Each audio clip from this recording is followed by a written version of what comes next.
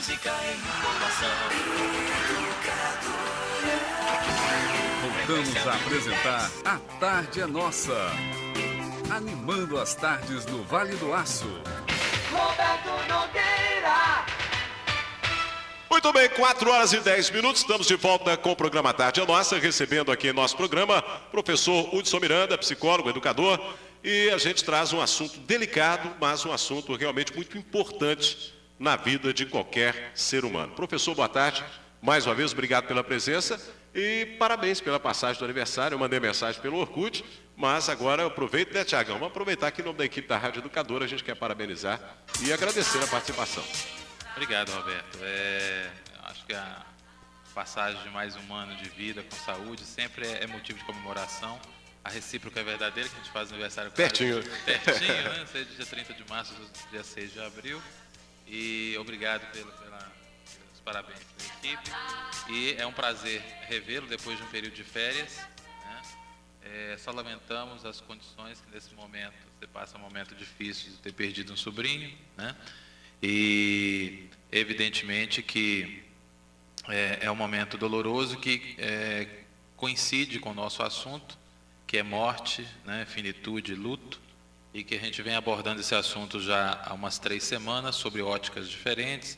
Começamos com a questão do luto metafórico, da morte metafórica, né, que envolve reabilitação, morte de possibilidades e assim por diante.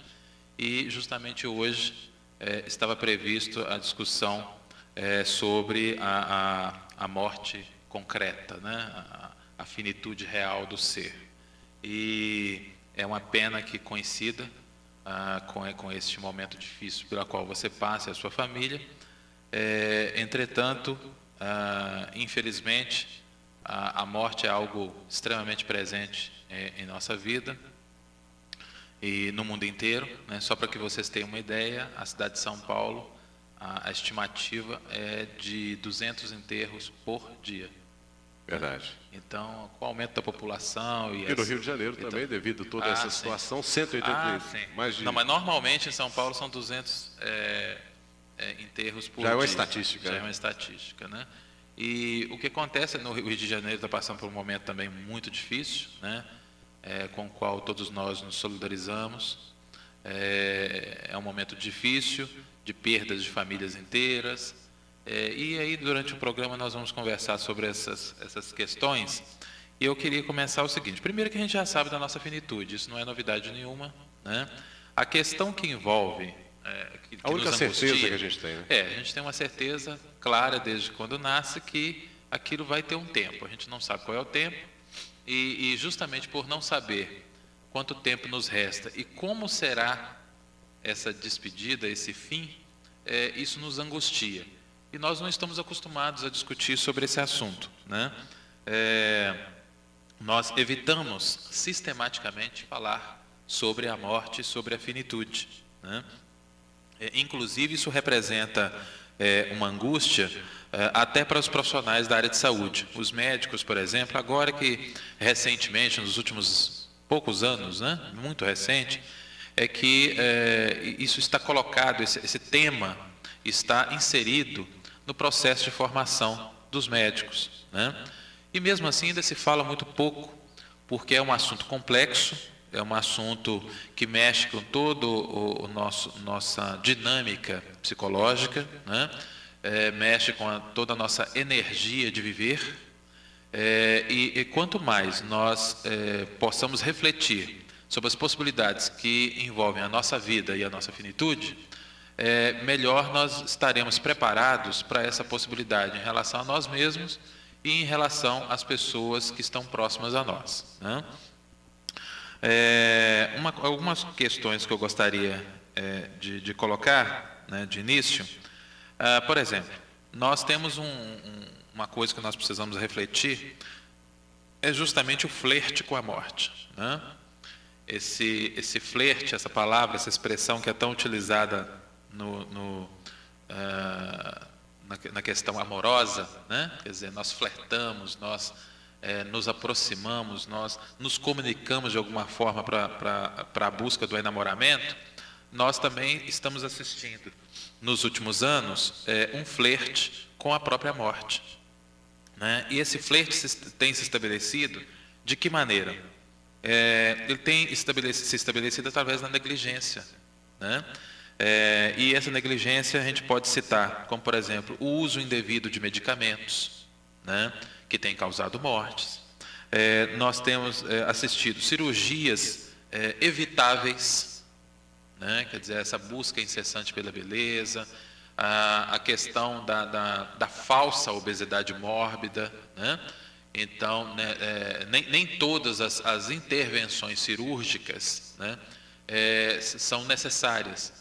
Mas nós temos nos aproximado de uma maneira muito perigosa, uma vez que a ciência tem evoluído muito, né, e que as possibilidades que envolvem essa evolução tecnológica, científica, têm nos propiciado algumas possibilidades de correção de algo que a gente acha que está errado, né, mas que seria perfeitamente possível conviver sem que isso representasse um dano psicológico ou social para nós, né? E muitos têm morrido nas mesas de cirurgia porque se esquecem também de que toda intervenção cirúrgica carrega também um risco. Não existe intervenção cirúrgica sem risco. É claro que os riscos são planejados, né? Mas quanto mais nós pudermos evitar a intervenção cirúrgica, melhor. Então, quantos têm morrido, né, através dessas questões? E aí as coisas vão aumentando o nível de incidência, como, por exemplo, quedas por falta de cuidado. Coisas simples, né? Quedas de escada, por exemplo, são coisas muito comuns a gente ver ocorrer mortes, né, de pessoas de todas as idades. Não são pessoas só da terceira idade, né? Pessoas que a gente pode supor, pessoas idosas, e tem gente etc. que se arrisca também, imaginando que nunca vai acontecer nada de ruim. Porque... Sim, subida rápida ou descida rápida em escadas, né? Quer dizer, uma queda mais perigosa, onde você bate com o crânio em algum lugar, pode resultar, né, num traumatismo muito forte e te levar à morte. Ou uma incapacitação, né, uma paraplegia, por exemplo, né? Então, assim, eu já vi muitos casos, né? Eu mesmo já caí 2 vezes de escada e eu tomo muito cuidado. Eu acabo tendo medo de escada, né?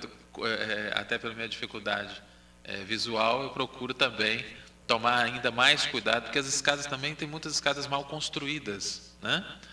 Pisos inadequados, né? Cor inadequada, falta de delimitadores, falta de corrimão adequado, né? Larguras e alturas de degraus também impróprios, né? E a gente está falando de coisas muito simples, mas que podem ocasionar essas mortes estúpidas, né? Desnecessárias. Eu já vi quedas feias, né? Não existe queda bonita, mas quedas graves, né? Em escadas, né? Tropeções que podem ocasionar quedas também bruscas. O fato de nós sermos bípedes, ou seja, andarmos em 2 pés, isso é um alerta para a gente, isso deve servir, né, de parâmetro para a gente tomar um certo cuidado, porque nós acabamos por ter alguns problemas em relação ao equilíbrio, né?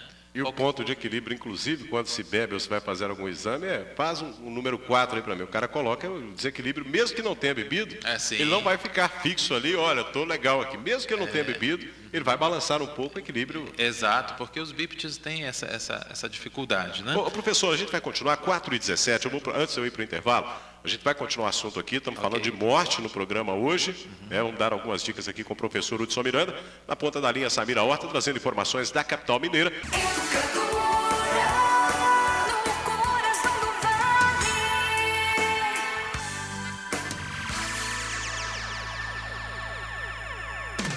A tarde é nossa, tá todo mundo ligado. Roberto Nogueira.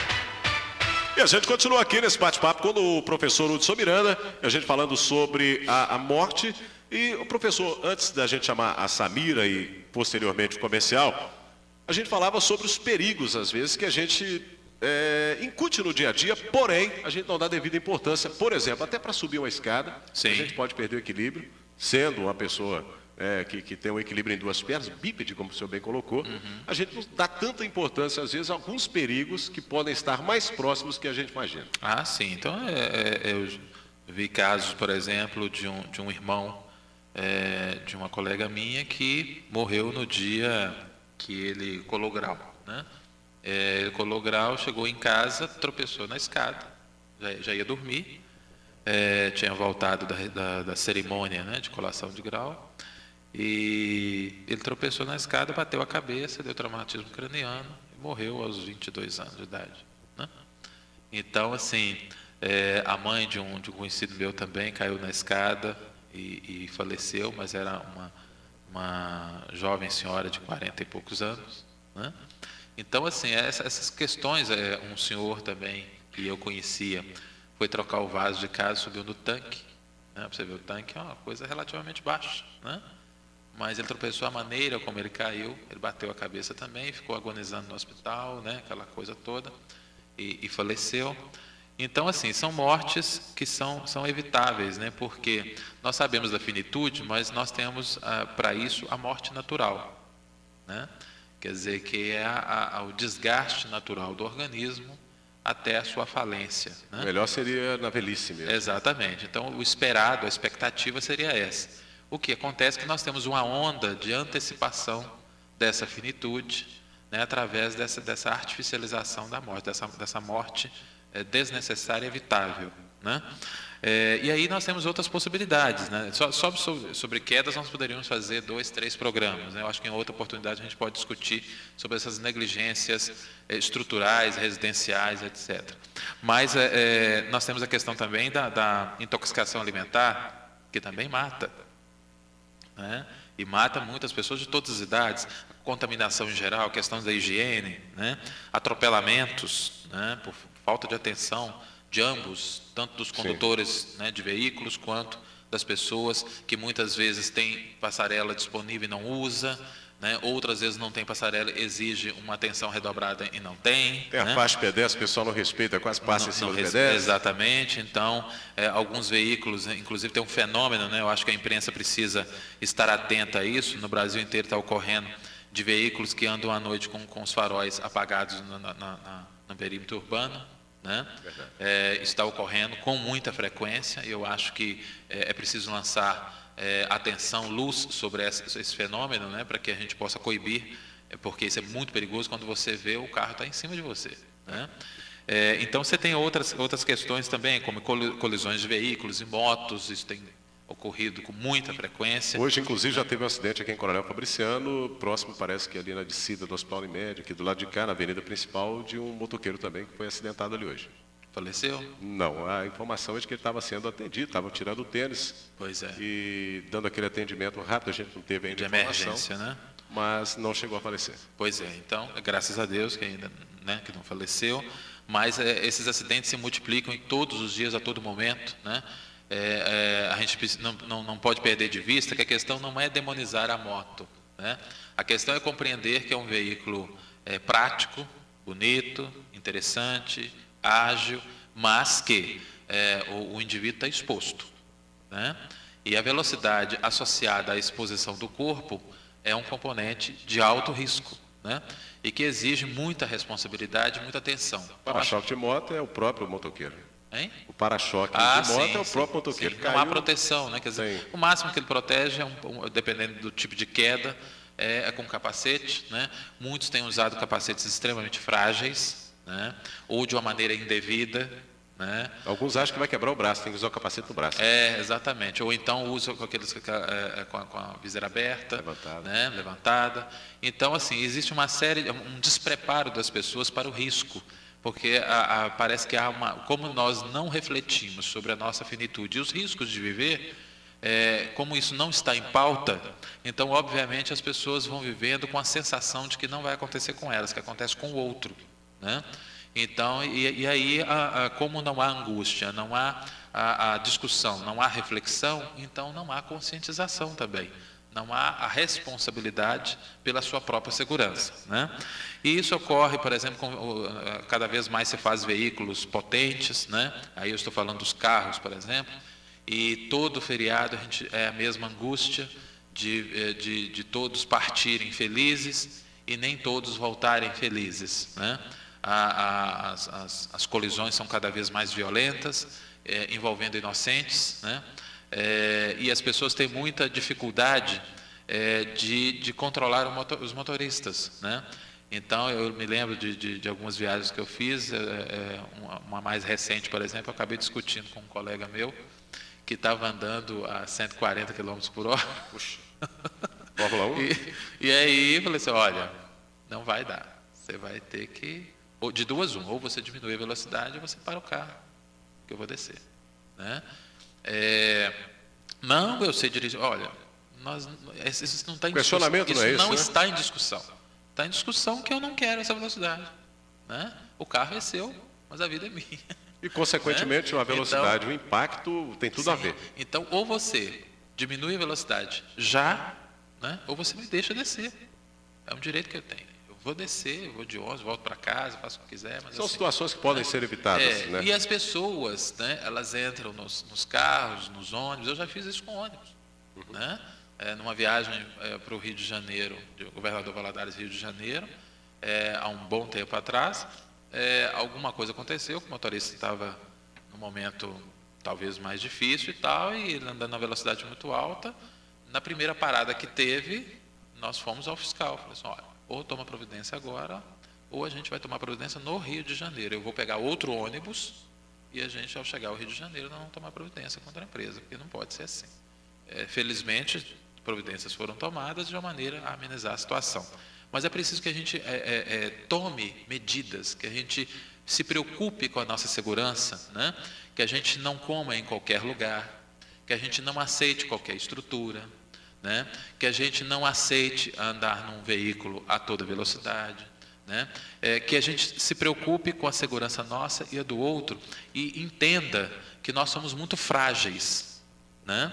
Nós temos uma fragilidade, temos um limite, o corpo tem um limite. E para ele entrar em falência, basta que a gente agrida ele de qualquer forma, né? Seja externa, ou seja via alimentar, ou qualquer outro tipo de agressão, o corpo é muito mais sensível do que a gente imagina. E com a nossa capacidade intelectual, a gente tem a sensação de que o corpo é muito mais forte do que ele realmente o é. E não é por aí, né? E não é por aí, né? Então, armas de fogo, nem precisa falar, né? A questão das armas de fogo, as agressões vêm se multiplicando. O fato de você ter uma arma de fogo dentro de casa já significa um perigo iminente, não para quem colocou essa arma lá, mas para as pessoas às vezes estão ali em volta. Para todos. E por né? curiosidade, Sim. a criança, por exemplo, Sim, a pessoa sim. já coloca-se todos em risco. Sim, e as pessoas, infelizmente, como eu venho dizendo já há vários programas, Roberto, que as pessoas, como elas estão com pouco espaço para discutir a sua afetividade, suas dificuldades, suas possibilidades, né? Suas limitações, suas angústias, etc., as pessoas estão com uma tolerância muito, muito baixa, né? E os ataques de fúria são muito fortes. Então, evidentemente, quanto mais nós pudermos nos assegurar de não ter condições favoráveis, né, para transformar os instrumentos que estão à nossa volta em armas, principalmente aquelas que são armas propriamente ditas, né, melhor, né? E aí temos a questão dos afogamentos, né? É muito comum, principalmente no verão, no litoral, né, os excessos, né? A questão do suicídio, do alcoolismo, e entre outros. E aí eu queria entrar num assunto extremamente importante, que é a morte e o luto propriamente dito, né? A questão da morte por doenças degenerativas, né? Que acaba suscitando em nós uma possibilidade que a gente chama de luto antecipatório, né? Que é a preparação para a morte que se coloca como inevitável em doenças degenerativas, né? Então, aí vem as despedidas, as reuniões em família, né? Muitas vezes mediadas por psicólogos, socorre, né? É uma coisa que vem crescendo no Brasil, são essas possibilidades de apoio, né? Psicológico para famílias que têm essa circunstância, né? De morte por doenças degenerativas, né? Prolongadas, né? E que exigem justamente esse suporte, tanto para quem está nesse processo diretamente, quanto para os familiares. Evidentemente, até para permitir uma morte mais digna, né?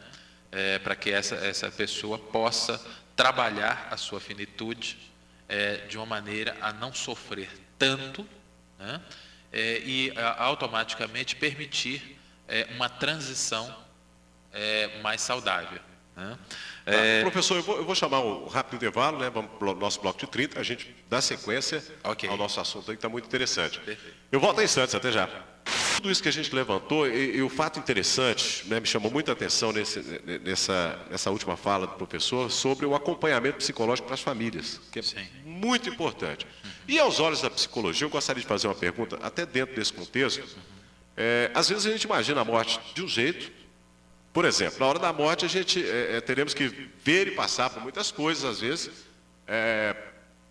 pelas quais às vezes a gente tem que estar preparado, até mesmo para encarar a de terceiros. Então, para muitos a morte é como? Eu até imaginei isso uma vez, estava dormindo, não sonhei com nada. Aí no outro dia eu falei, nossa, morri essa noite, desmaiei. Não sonhei com nada, a gente não sabe nem o que está passando. Sem sonhar, você está ali, fecha os olhos, adormece e nada mais existe se não tiver um sonho ali para intermediar apenas a escuridão. E só que dormir termina, porque quando amanhece, opa, o dia está bonito, né? Mesmo quando você está mal, você vai buscando força ali para melhorar alguma coisa. Então, a gente acaba assustando com esse desconhecido. Sim. Aos olhos da psicologia, sobre este assunto, tem uma explicação para esse tipo de pensamento? Por exemplo, dormir é como morrer sem sonhar. Eu dormi, não sonhei nada, apaguei, mas aí vem a bonança no outro dia que eu acordei. Bem, a questão do dormir é uma... É discutido isso, assim, aos olhos da psicologia? Essa coisa já foi questionada, perguntada? Não, isso é um fenômeno biológico, né? Na verdade, o corpo precisa de um descanso, ele lança mão disso, né? Mas o corpo, ele não morre, né? Ele apenas entra num estado de descanso, né? Mas todas as suas funções vitais estão funcionando, né? Suas percepções, elas estão adormecidas, mas se elas forem estimuladas, você acorda, né? O cérebro ele está descansando, mas todas as funções estão preservadas e ele não está morto. Ele está em estado de descanso, né? Assim como todo você o corpo. dormindo, Sua temperatura está mantida, né? Sua respiração, tudo está preservado, né? Então é um estado biológico extremamente interessante, que permite a você o descanso físico e mental, né? Pelo menos a proposta é essa, para que você, ao restabelecer, ao final desse descanso que ele precisa, ele desperta. Ele desperta. Evidentemente que em grandes centros urbanos, onde cada vez mais nós somos estimulados a deitar cada vez mais tarde, levantar cada vez mais cedo, esse processo fica comprometido, né?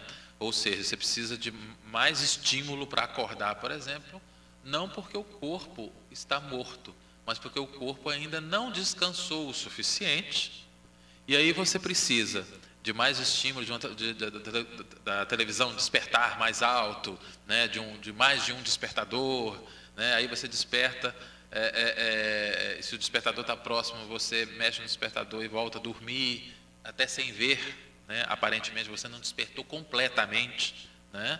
Então depois você nem se lembra que realmente mexeu no despertador, então você tem que colocar ele longe. Então quanto mais você altera esse estado natural, né? Essa necessidade de descanso mais prolongado, obviamente você tem que lançar mão de mais recursos artificiais para se despertar. E evidentemente pagar um preço, porque como o corpo não restabeleceu completamente a sua energia, aquilo ali tem um desgaste, né? Tem um desgaste mental, tem um desgaste físico, pelo qual você vai pagar esse preço, né? Mas uma outra coisa que eu gostaria de voltar na questão do luto antecipatório, que ele é extremamente importante, né? É importante a gente considerar, por exemplo, que as doenças degenerativas não ocorrem só com pessoas idosas, é outro mito, né? É outra ideia que as pessoas têm. Quer dizer, existem doenças degenerativas ocorrendo também com jovens, com crianças, né? Com adolescentes. A questão do câncer infantil, do câncer na adolescência, né? E então ela ocorre e muitas vezes diante do inevitável, né? Diante de uma situação onde a doença avançou de tal forma que o indivíduo vai entrar num processo terminal, né? Então, as providências são tomadas no sentido de que ele possa ter um alívio psicológico, né, mais adequado, ele possa chamar seus colegas, se despedir dele caso queira, né, chamar a família. No caso, por exemplo, quando são pais de família, de dizer onde estão determinados documentos, né. Também se discute questões afetivas, famílias que muitas vezes não tinham uma afetividade muito desenvolvida, entra um sentimento de culpa muito grande, arrependimentos, né, e angústias que precisam ser colocadas e que são muito mais interessantes serem colocadas nesse processo do que pós-morte, né? Então, assim, o luto antecipatório serve neste sentido, né, dessa morte que se anuncia, mas não acontece, né? Ainda não aconteceu. E evidentemente, que nós podemos citar, por exemplo, que nesse processo de doenças degenerativas, existem muitas pessoas que conseguem uma qualidade de vida, né, de sobrevida, e uma lucidez muito maior quando elas têm um plano de vida, né, ou seja, elas continuam em projeto, envolvidas em projetos. Nós podemos citar um caso clássico, né, famoso do próprio Cazuza, né, que diante da AIDS, né, ainda gravou várias músicas, fez sucesso, fez shows, né? Então isso manteve ele numa época onde a tecnologia farmacêutica, né, ainda era precária, ainda o manteve com lucidez numa sobrevida produtiva muito interessante, né, que foi boa para ele, para a família e para os fãs, no caso, né, neste caso se específico. tivesse naquele tempo também, é o que se oferece hoje no caso dessa doença que é a AIDS, Cazuza estaria, né, teria um tempo mais sim, hoje os portadores da AIDS, eles têm uma sobrevida que supera a década, né? Supera uma década. Então, isso existem hoje pessoas que estão há mais de cerca de 2 décadas convivendo, né, com a doença e ela sob controle. Tendo outras doenças, por exemplo, como eu esqueci o nome agora, mas é uma doença que ataca as articulações, eu esqueci o nome agora, falhou a memória, mas eu acompanhei degenerativa conhecido, também. Degenerativa. Né? Eu lembro de algum que tem um Parkinson que é degenerativo também. Mas as articulações, eu esqueci o nome dela. Tem uma outra, não sei se é fibromialgia, também tem alguma coisa que ataca também os nervos. E tem uma outra doença também que tem alguns adolescentes também ia mudando progressivamente e já ia ela perdendo vai atacando, exatamente. Todos os nervos. Exatamente, é essa aí. Mas agora me falhou a memória de qual que é a doença, mas eu acompanhei a situação de um jovem que morreu aos 20 anos, há 2 anos atrás, né, aqui em Coronel Fabriciano, e que ele tinha planos, né? Ele estava fazendo graduação, para você ter ideia, né?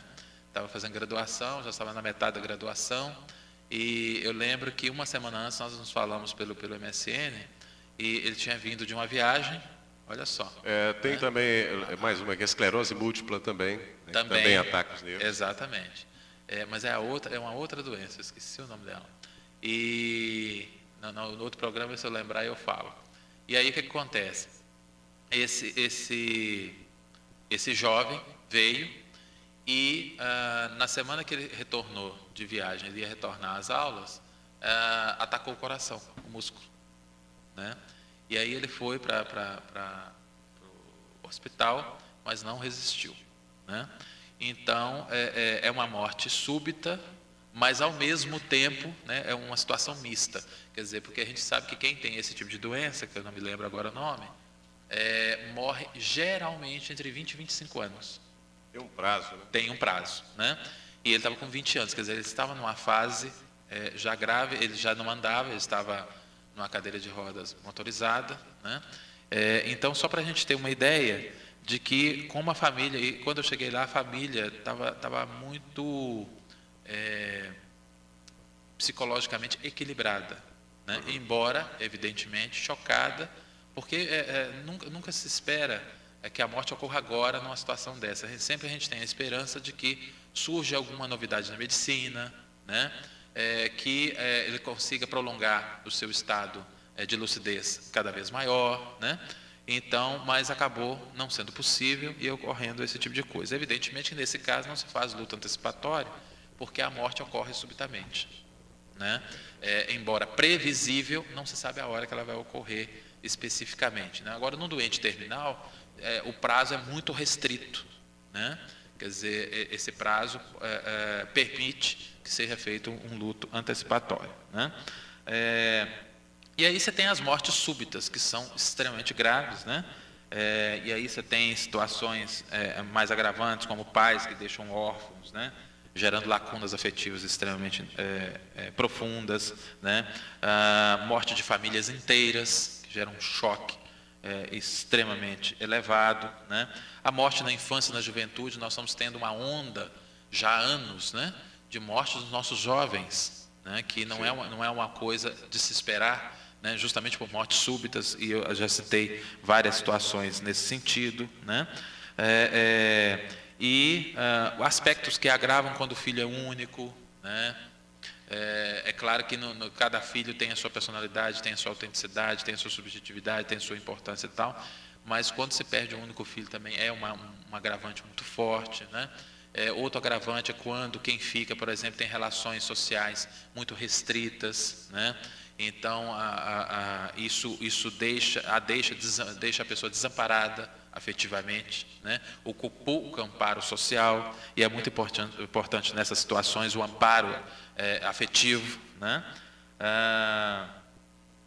Outros agravantes também que são situações muito marcantes, né? Como, por exemplo, mortes no dia do casamento, né? Como ocorreu com aquele jovem no sul do Brasil que teve uma crise de asma, né? E morreu no dia do casamento. Teve um outro casal aqui na nossa região que morreu depois do casamento, antes da recepção, porque foram tirar fotografia num determinado local, né? E houve um acidente de carro que matou os dois, né? Mas foi um choque terrível, né? Mortes no dia de Natal, dia de aniversário.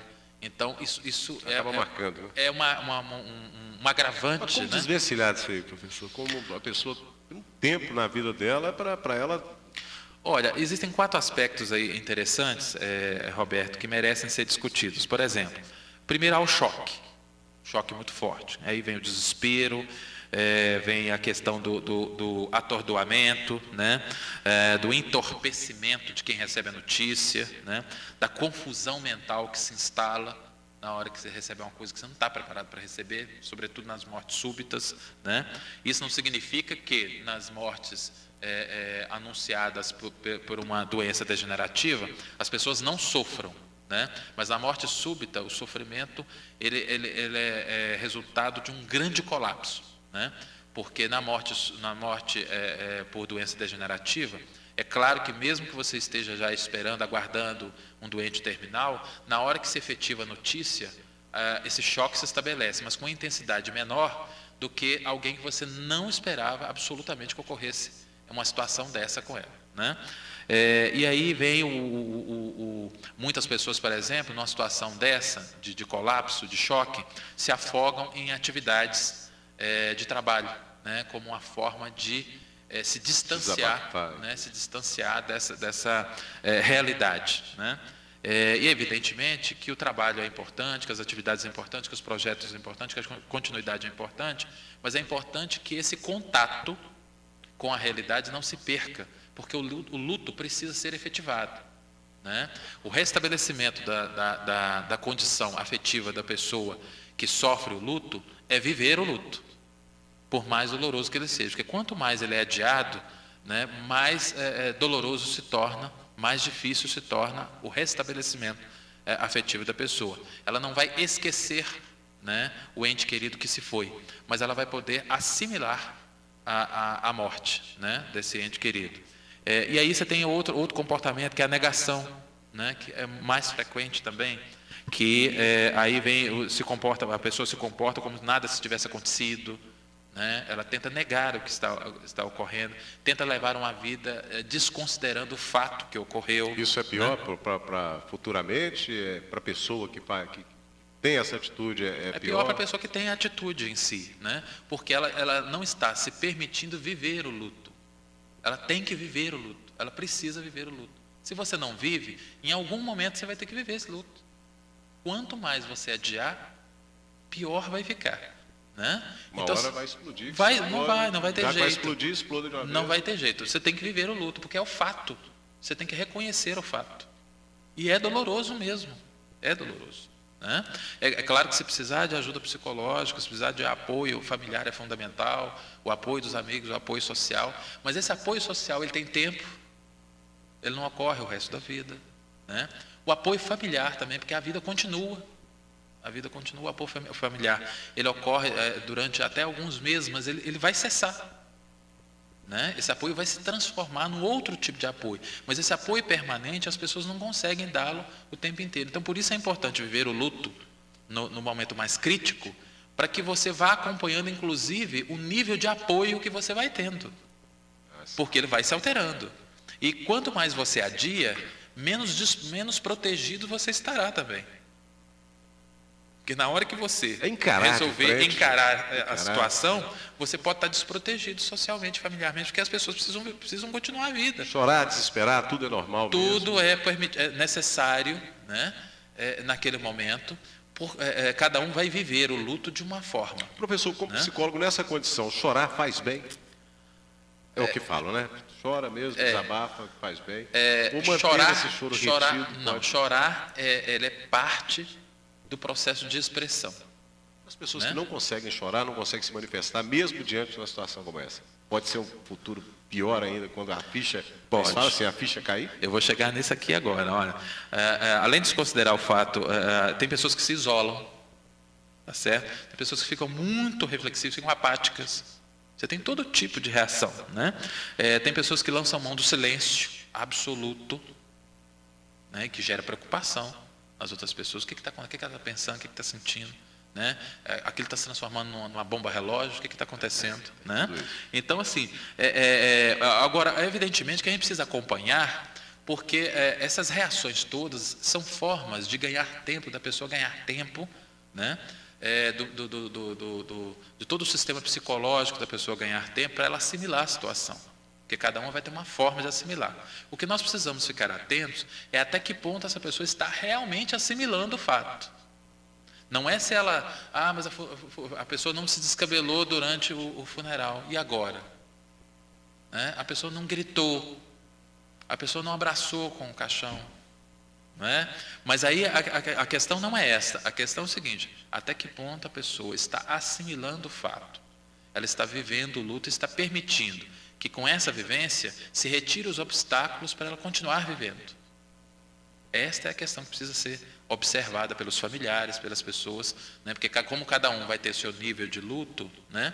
É preciso também ficar atento um ao outro, né? Para que todos possam se ajudar, possam se amparar psicologicamente, né? E até buscar uma eventual ajuda psicológica profissional em casos mais graves, né? Que persistam, que gerem uma depressão profunda, que pode ocorrer também, né? Então é preciso ficar atento a essas questões, né? Existem situações de ambivalência, né? Pessoas que ficam entre a aceitação, né, e a negação. Então elas ficam esse pêndulo, ora aceita, ora nega, ora aceita, né? E aí ficam naquela situação, por exemplo, de reflexão sobre o seu estado atual. Por exemplo, pessoas que ficam em processos degenerativos, né, em doenças prolongadas. Então elas ficam, por exemplo, elas têm uma relação entre o estado atual, né, e os planos para o futuro, como eu falei, né? Então essas pessoas, já é comprovado que quem tem plano para o futuro tem uma possibilidade de lucidez e de uma finitude digna muito maior. E ela gera menos sofrimento para ela e para os familiares também. Então, com a ajuda psicológica, isso é possível, né? E tem também, por final, para terminar, a questão da revolta. Muitas pessoas, por exemplo, encaram a ocorrência desses eventos como um castigo, né? É muito comum. Tem sentimentos de raiva, sentimentos de culpa. Isso é né? Colocam muito relações de causa e efeito e merecimento daquilo que ocorreu, né? E aí geram os protestos, né, contra si mesmo. Pessoas, né, que se culpam o tempo inteiro, protestam contra si, contra Deus, por exemplo, ocorre, né? por que isso aconteceu, por que o senhor fez isso comigo, né? E entre outras coisas que são colocadas para fora, né? E você tem também a questão de negociações. É muito comum, por exemplo, em pessoas que têm doenças graves, e que chega a um ponto que a doença, por exemplo, o médico anuncia que não há mais o que fazer, que se lancem em negociação com o sagrado, com algo que eles acreditam, cada um tem a sua crença, né? E que lançam mão dessas possibilidades, inclusive lançam-se em experiências alternativas, né? De curas espirituais, e correm muito riscos de cair na mão de oportunistas. Professor, né? eu quero... o programa está terminando, mas eu quero continuar esse assunto na próxima quarta-feira. Eu acho que tem muita coisa para a gente discutir. Claro. O tempo está chegando ali ao finalzinho. Sim. Mas, eu tenho 1 minuto e meio, mais ou menos, ainda. Se o senhor quiser deixar uma mensagem, né, para as pessoas também que estão passando por essa situação, o senhor pode ficar à vontade, para que nós possamos aqui encerrar o nosso programa. Mas esse assunto vai voltar na quarta-feira, se o senhor permitir. Claro. Eu acho que é um assunto que merece até um pouco mais e bem explicado como está. Vai fazer bem para muita gente. Sem dúvida. Bem, o que eu tenho a dizer nesse final de programa de hoje é que as pessoas que estão nesse processo, ou que são ligadas a pessoas que estejam nesse processo, que tentem justamente viver os rituais da dor, né? Existem casos, por exemplo, de acidentes mais graves, onde as pessoas, por exemplo, não têm acesso ao corpo, né? Em casos de acidentes de avião, por exemplo, como ocorreu aquele avião que ia para a França, né, do Rio de Janeiro para a França, onde muitos corpos nunca foram encontrados e nunca serão, né?